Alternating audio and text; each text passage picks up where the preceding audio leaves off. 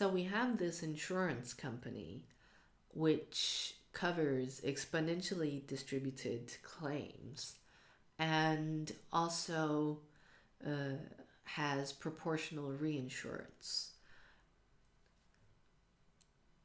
In the earlier video, I mentioned that there are two questions we need to answer before we even start trying to solve any exercises. And these two questions are, one, what is the model? And two, is the net profit condition fulfilled? We established earlier that in the case of proportional reinsurance, where we reinsure the proportion A of the claims, the total capital at time t follows a Kramer-Lundberg process where the net premium of the company is given by C minus CR. So it's given by the premium paid by the customers minus the premium paid to the reinsurance company. And also the claim sizes are IID exponential, where you basically have that each claim size is just what it previously was without reinsurance, but scaled down by 1 minus A. So we have the model. Now we would like to ask if the net profit condition is fulfilled. Recall that the net profit condition requires for the premiums to exceed the expected claims.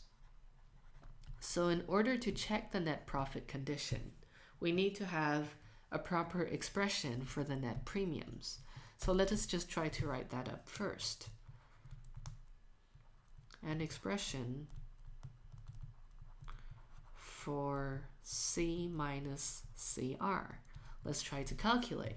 So we just plug in the values that we have for C minus CR, which is 1 plus psi multiplied by lambda divided by theta minus 1 plus psi r multiplied by lambda divided by theta multiplied by A. So we see that we can take lambda over theta outside, and inside the parentheses we will then have 1 minus 1. Both of these cancel out. And then we also have psi minus psi r. And what we notice here is you have, no, that didn't make sense. Sorry, let's just try this again. What you have, let's just write it down, yeah? You have 1 plus psi minus A multiplied by psi r, right? And what we now have is lambda divided by theta. And it could be nice to write this up in a way that is a bit prettier. So one thing that we can try to do is we can try to take the psi and subtract the psi r. If we subtract a psi r, that also requires us to add a psi r. And then you have psi r plus 1 minus A psi r. And the reason why this is nice is because, well, essentially I want 1 minus A to be in here somewhere, because there is an example in the exercise, in the lecture notes, where they go through this exact calculation, but instead of using the proportion that is reinsured, they consider the proportion that the insurance company pays. So I want 1 minus A in there somewhere. And the way we do this is we can see you have psi minus psi r, and here is a 1 minus A. And in these two terms, you have 1 minus A psi r. So essentially what you have is 1 minus A multiplied by a 1, and 1 minus A multiplied by a psi r. So here we have an expression for C minus CR, and this expression is going to be so useful that I am actually going to write it out here, because we are going to use it all the time.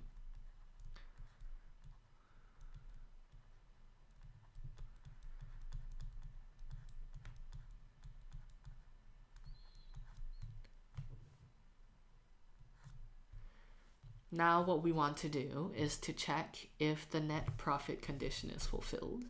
So let's just do that. We want to check if the net profit condition is fulfilled. And we note that the net profit condition is fulfilled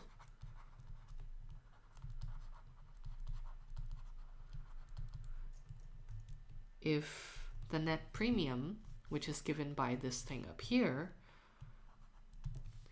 exceeds the expected claims, which is given by lambda multiplied by the expectation of the claim size. So first, let us just note that the expectation of the claim size here is equal to 1 over the parameter in the exponential distribution. So it's equal to 1 minus a divided by theta. Thus, the net profit condition is fulfilled if lambda divided by theta multiplied by xi minus xi r plus 1 minus a multiplied by 1 plus xi r, if this entire thing exceeds the expected number of claims multiplied by the size of each, by the expectation of the size of each claim as such. Now we can divide by theta, by lambda over theta on both sides. And after we do that, we can also try to move things around a little bit. And we see that it is fulfilled if xi minus xi r is greater than 1 minus a multiplied by lambda minus multiplied by, is this a good way to do it? Maybe not.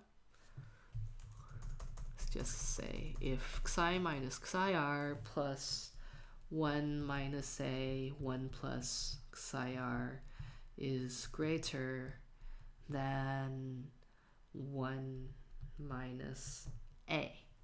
Yes, this is better because what you see is there's a 1 minus a here, and there's also 1 minus a in the first term here. So this 1 cancels out with the 1 minus a over here. And what we can now do is move this term over on the other side, and we now have that we require xi minus xi r to be greater than xi r minus than xi r multiplied by a minus xi r. And xi r cancels on both sides, and that will then imply that a must be smaller than xi divided by xi r.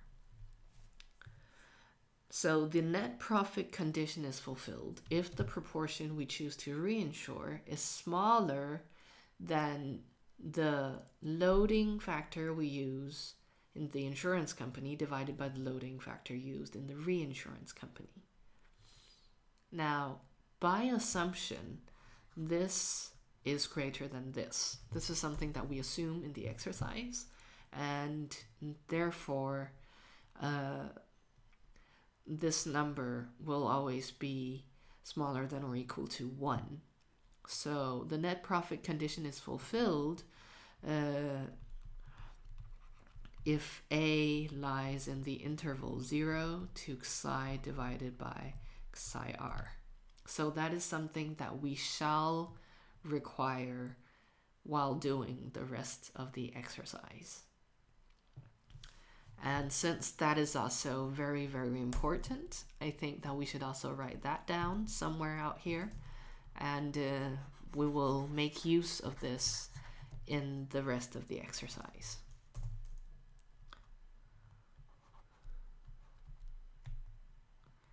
Oh, and actually this should be an open interval, right? So a belongs to 0 to xi over xi r.